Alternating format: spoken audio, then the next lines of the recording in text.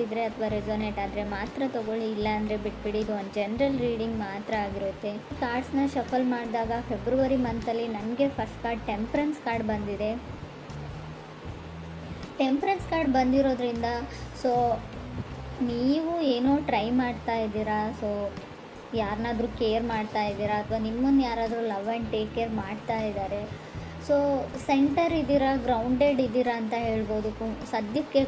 But bigger and brighter ಫ್ಯೂಚರ್ನ ಕೂಡ indicate ಮಾಡುತ್ತೆ temperance card. Very caring energy. ನಿಮ್ಮ ಸುತ್ತಮುತ್ತಲ ಇರೋರೆಲ್ಲರೂ ನಿಮ್ಗೆ ತುಂಬ ಕೇರ್ ಮಾಡ್ತಾ ಇದ್ದಾರೆ, ಅಥವಾ ನಿಮ್ಮ ಮನೇನ ಡೆಕೋರೇಟ್ ಮಾಡ್ತಾ ಇದ್ದೀರಾ, ಅಥವಾ ನೀವು ಕನೆಕ್ಟ್ ಆಗಿರೋ ವ್ಯಕ್ತಿ ನಿಮ್ಮನ್ನು ತುಂಬ ಕೇರ್ ಮಾಡ್ತಾ ಇದ್ದಾರೆ, ಅಥವಾ ನೀವು ಕೇರ್ ಮಾಡ್ತಾ ಇದ್ದೀರಾ.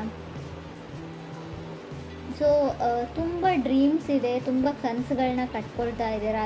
ನೀವು ಮೀನ ಅಥವಾ ಕಟಕ್ ರಾಶಿಯವ್ರ ಜೊತೆ ಕನೆಕ್ಟ್ ಆಗಿರ್ಬೋದು. ಟೆಂಪ್ರೆನ್ಸ್ ಕಾರ್ಡ್ ಬಂದಿರೋದ್ರಿಂದ ಹೇಳೋದಾದರೆ ಮೀನ ಅಥವಾ ಕಟಕ್ ರಾಶಿ, ನೀವು ಯಾವುದೇ ರಾಶಿಯವ್ರ ಜೊತೆ ಕೂಡ ನಾರ್ಮಲಿ ಕನೆಕ್ಟ್ ಆಗಿರಬಹುದು.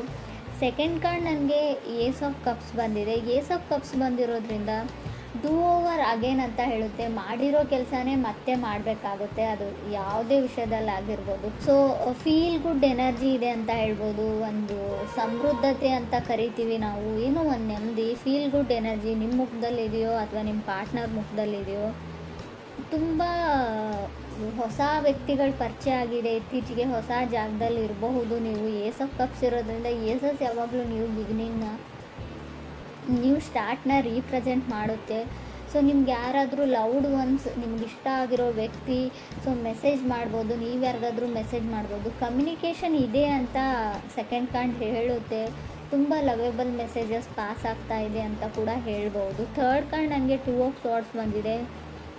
ಸೊ ಯಾರೋ trying to become a patience ಅಂತ ಟ್ರೈ ಮಾಡ್ತಾ ಇದ್ದಾರೆ. ಸೊ ಹೇಗೆ ತಾಳ್ಮೆಯಿಂದ ನಡ್ಕೊಳ್ಬೇಕು ಅಂತ ಕಲಿತಾ ಇದ್ದಾರೆ.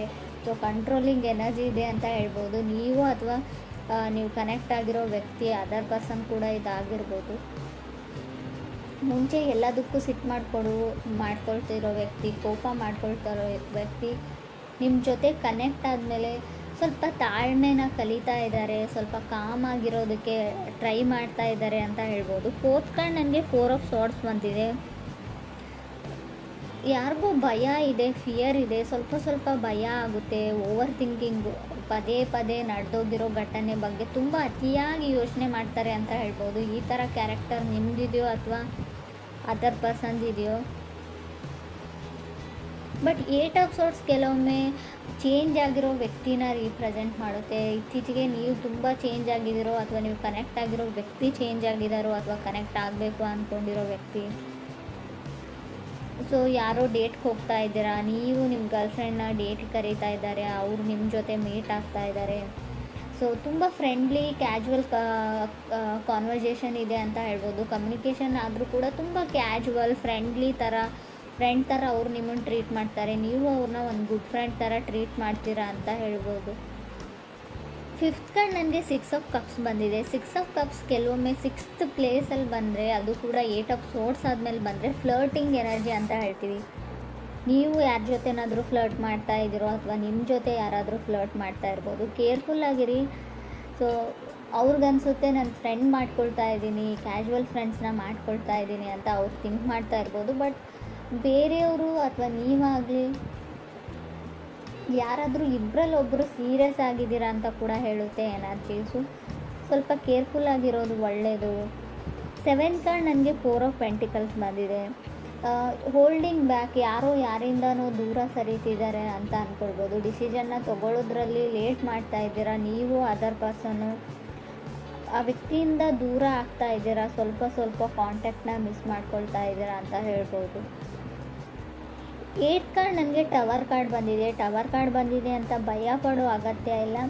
Sometimes tower cards temperance card ಜೊತೆಗೆ ಬಂದರೆ ಖಂಡಿತವಾಗ್ಲೂ ಡಿಲೇ ಅಂತ ಹೇಳ್ತೀನಿ. ಯಾವುದೇ ವಿಷಯದಲ್ಲಾಗಿರ್ಬೋದು, ರಿಲೇಷನ್ಶಿಪ್ ವಿಷಯದಲ್ಲಾಗಿರ್ಬೋದು, ನೀವು ಮನೆ ಕಟ್ತಾ ಇದ್ದರೆ, ಏನಾದರೂ ಖರೀದಿ ಮಾಡ್ತಾಯಿದ್ರೆ, ಯಾವುದಾದ್ರೂ ಇವೆಂಟ್ ಇದ್ದರೆ, ಎಲ್ಲಿಗಾದ್ರೂ ಹೋಗಬೇಕು ಅಂದ್ಕೊಂಡಿದ್ರೆ, ಎಲ್ಲದರಲ್ಲೂ ಡಿಲೇನ ಸಡನ್ ಅನ್ಎಕ್ಸ್ಪೆಕ್ಟೆಡ್ ಡಿಲೇ ಅಂತ ಹೇಳ್ಬೋದು.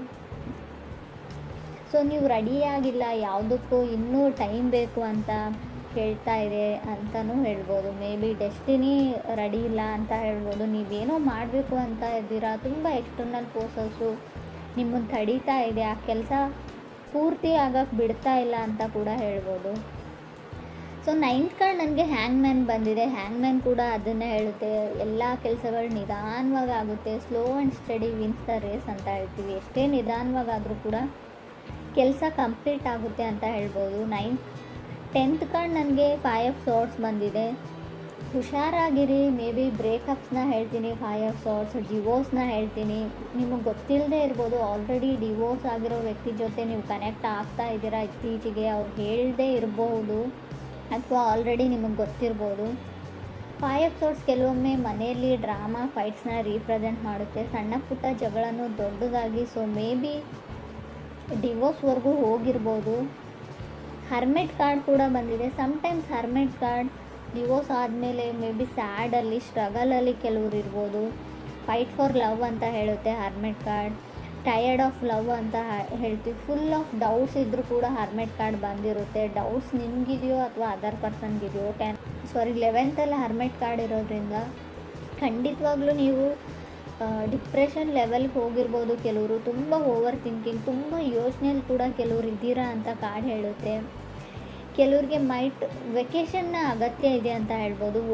2 ಆಫ್ ಸಾರ್ಡ್ಸ್ ಓವರ್ ವರ್ಕ್ನ ಕೂಡ ಸೆಕೆಂಡ್ ಕಾರ್ಡ್ ರೀಪ್ರೆಸೆಂಟ್ ಮಾಡೋದ್ರಿಂದ ಎಲ್ಲಿಗಾದರೂ ಟ್ರಿಪ್ ಹೋಗಿ ಸ್ವಲ್ಪ ಬ್ಯುಸಿಯಾಗಿ ಬೇರೆ ಜಾಗದಲ್ಲಿ ಟೈಮ್ನ ಸ್ಪೆಂಡ್ ಮಾಡಿ ಅಂತ ಹೇಳ್ಬೋದು. ಇನ್ಕಮ್ ಚೆನ್ನಾಗಿದೆ ಅಂತ ಹೇಳ್ತೀನಿ. ಫೈನಾನ್ಷಿಯಲಿ ನನಗೆ ಇನ್ಕಮ್ ತುಂಬ ಚೆನ್ನಾಗಿದೆ ಅಂತ ಕಾಣಿಸ್ತಾ ಇದೆ. ಸೊ ನಿಮ್ಮದೇ ಕೆಲಸ ಮಾಡೋ ಜಾಗದಲ್ಲಿ ನೀವು ತುಂಬ ಬ್ಯುಸಿಯಾಗಿದ್ದೀರಾ, ಓವರ್ ವರ್ಕ್ ಮಾಡ್ತಾಯಿದ್ದೀರಾ, ತುಂಬ ರೆಸ್ಪಾನ್ಸಿಬಿಲಿಟೀಸ್ ಇದೆ, ಬ್ಲಡ್ ಪ್ರೆಷರ್ ಜಾಸ್ತಿ ಆಗ್ತಾ ಇದೆ, ಟೆನ್ಷನ್ ಇದೆ, ಡಿಪ್ರೆಷನ್ ಇದೆ.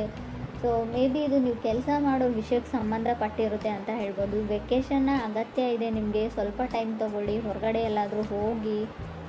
ಸೊ ಕೆಲವ್ರು ರೆಡಿಯಾಗಿದ್ದೀರಾ, ಕೆಲವ್ರದ್ದು ಮದುವೆ ಕೂಡ ಫಿಕ್ಸ್ ಆಗಿದೆ ಅಂತ ಅಂದ್ಕೊಳ್ತೀನಿ ನಾನು. ಏಸ್ ಆಫ್ ಕಪ್ಸ್ ಇರೋದ್ರಿಂದ ಆಲ್ರೆಡಿ ಮದುವೆ ತುಂಬ ರೀಸೆಂಟಾಗಿ ಮದುವೆ ಆಗಿರ್ಬೋದು. 15 days 1 monthಲ್ಲಿ ಕೆಲವ್ರು ಮದುವೆ ಇರ್ಬೋದು ಮುಂದೆ, ಅಥವಾ ಆಲ್ರೆಡಿ ಮದುವೆ ಆಗಿರಬಹುದು ಅಂತ ಹೇಳ್ತಾ ಇದೆ. ಮೇ ಬಿ ಇದು 1.5 ಡೇದು ಕೂಡ ನಾನು ಕೌಂಟ್ ಮಾಡ್ತೀನಿ. 2 days ಆಯಿತು, 1 days ಆಯಿತು, ಗೊತ್ತಿಲ್ಲ ನನಗೆ. ನಾನು ರೀಡಿಂಗ್ ನೋಡುವಾಗ ಇದು ನಿಮ್ಗೆ ಅನ್ವಯಿಸುತ್ತೆ ಅಂತ ಅಂದ್ಕೊಳ್ತೀನಿ. ಕೆಲವ್ರು ತುಂಬ ಖುಷಿಯಾಗಿದ್ದೀರಾ, ಕೆಲವರು ತುಂಬ ನರ್ವಸ್, ಫಿಯರ್ ಅಂತ ಆಗಲೇ ಹೇಳಿದೆ ನಾನು. ತುಂಬ ಭಯದಲ್ಲಿದ್ದೀರಾ. ಕೆಲವರು ಭಯ ನಿಮಗಿದೆಯೋ ಅಥವಾ ನಿಮ್ಮ ಪಾರ್ಟ್ನರ್ಗಿದೆಯೋ, ತುಂಬ ನರ್ವಸ್ನೆಸ್ ಇದೆ, ಭಯ ಇದೆ ಅಂತ ಕೂಡ ಕಾರ್ಡ್ಸ್ ಹೇಳ್ತಾ ಇದೆ. ಬಟ್ ಟವರ್ ಕಾರ್ಡ್ ಇರೋದ್ರಿಂದ ಹೆಲ್ತಿನ ವಿಚಾರದಲ್ಲೂ ಕೂಡ ನೀವು ತುಂಬ ಗಮನ ಕೊಡಬೇಕು. ಅನ್ಎಕ್ಸ್ಪೆಕ್ಟೆಡ್ಲಿ ಹೆಲ್ತ್ ಹಾಳಾಗುವಂಥ ಚಾನ್ಸಸ್ ಇದೆ. ಸೊ ಹಾಸ್ಪಿಟ್ಲಿಗೆ ಹೋದ್ಮೇಲೆ ನೀವೇನೋ ಮಾಡೋಕ್ಕೆ ಹೋಗಿ ಏನೋ ಆಗ್ಬೋದು, ಅದು ಸರ್ಜರಿನೋ ಅದು ಇದು ಅಂತ ಹೇಳಿರ್ತಾರೆ. ಬಟ್ ಸಮಥಿಂಗ್ ವೆಂಟ್ ರಾಂಗ್ ಅಂತ ಹೇಳುತ್ತೆ. ಆಲ್ರೆಡಿ ಕೆಲವರಿಗೆ ಅದು ಅನುಭವಕ್ಕೆ ಬಂದಿರ್ಬೋದು ಕುಂಭರಾಶಿಯವ್ರಿಗೆ ಅಂತ ಅನಿಸುತ್ತೆ. ಏನೋ ಸ್ಕಿನ್ ಇನ್ಫೆಕ್ಷನ್ನು, ಕೈಯಲ್ಲೇನೋ ಇನ್ಫೆಕ್ಷನ್ನು, ಸ್ಕಿನ್ ಎಲ್ಲ ಫರ್ಜಿಂಗ್ ಆಗ್ತಾ ಇದೆ, ಸಿಪ್ಪೆ ಥರ ಬರ್ತಾ ಇದೆ, ಬೆಳಗಳಿಗೇನೋ ಆಗಿದೆ.